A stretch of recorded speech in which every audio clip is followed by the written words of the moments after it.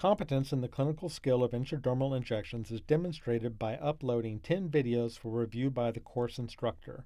The technical requirements for these videos include real-time continuous audio and video throughout the clip with no evidence of editing. Additionally, each video uploaded must be accompanied by a signed consent form that includes consent for the student, supervising clinician, and patient or model to appear on video, and for the patient or live model to receive an intradermal injection.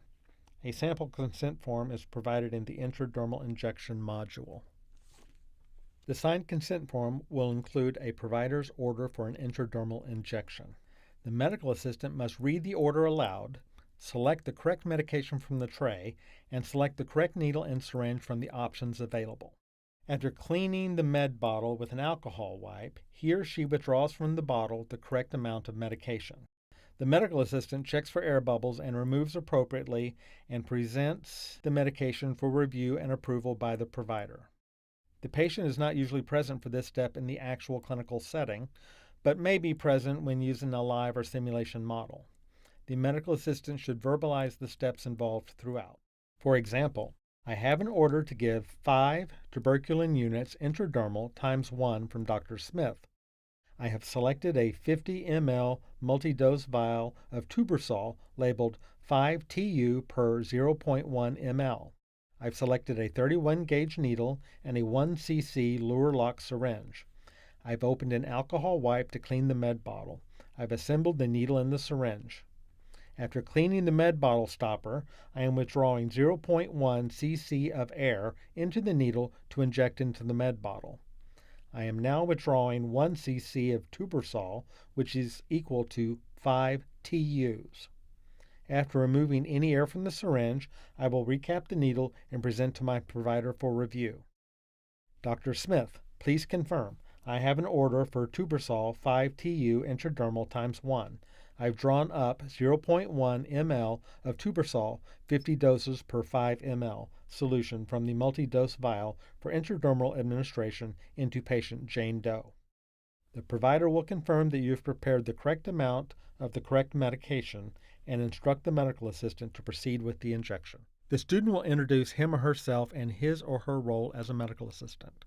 The student should also identify and introduce the clinical supervisor present for this invasive procedure. The student will explain the procedure to the patient and the steps involved. As part of the initial introduction, the student should confirm the patient or model's understanding of the procedure and elicit their verbal consent to proceed on video. For example, "Hello, my name is Joseph. I'm one of the medical assistants here in the clinic today. Can you tell me your name and date of birth?" "Thank you. Here with me today is my clinical supervisor. His name is Dr. Smith. As you probably know, your provider has ordered a medication called Tubersol to be given by intradermal injection into the superficial skin layer of your inner forearm. Do you have any allergies to medications? Have you ever had BCG or PPD injections before? Were there any difficulties with this medication in the past? No? Good. Then if you're ready to proceed, I'll ask you to roll up your sleeve while I wash my hands and get some gloves. This injection will not be unlike other injections you've probably had in the past. I'll clean the area with some alcohol, insert the needle, inject the medicine, withdraw the needle, and lightly wipe with a cotton gauze. This injection does not get covered with a bandage. I will draw a circle around the injection site with an ink pen so that it can be re-examined in 48 to 72 hours.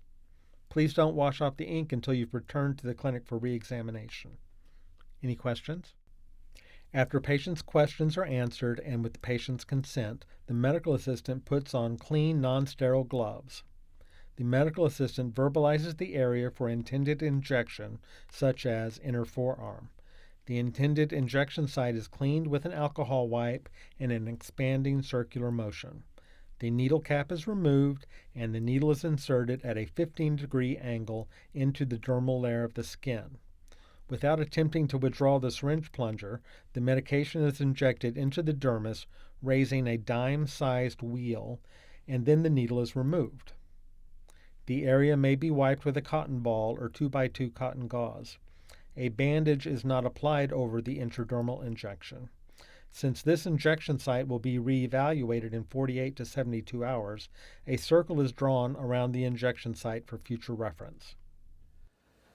So Mrs. Morrow, we have an order to place a PPD from your doctor. I'm going to be injecting a small amount of tuberculin solution right under the skin. I'm going to draw a circle around it so that we can take a measurement of your reaction in 48 to 72 hours. Okay? So I'm going to start first by pulling out my gloves.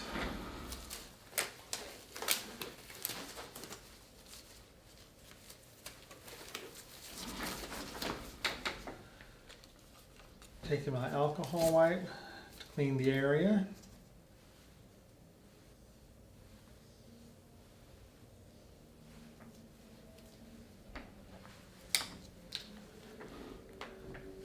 I'm going to take my tuberculin syringe.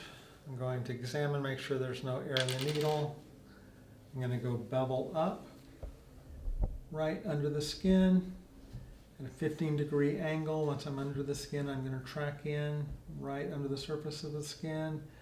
I'm going to raise a small bump of tuberculin fluid, draw my needle, and where that small bump is, I'm going to draw a circle around it so we can measure the amount of induration in 48 to 72 hours. The medical assistant safely discards the needle and syringe in a sharps container without recapping the needle. He or she then removes and disposes of gloves and appropriately washes and sanitizes his or her hands.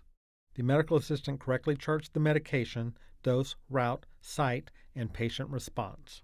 For example, Miss Jane Doe received Tubersol 5 TUs injected into left inner forearm. It was uneventful and well tolerated. Joseph Smith, CMA, 2/15/2018, 3:30 p.m.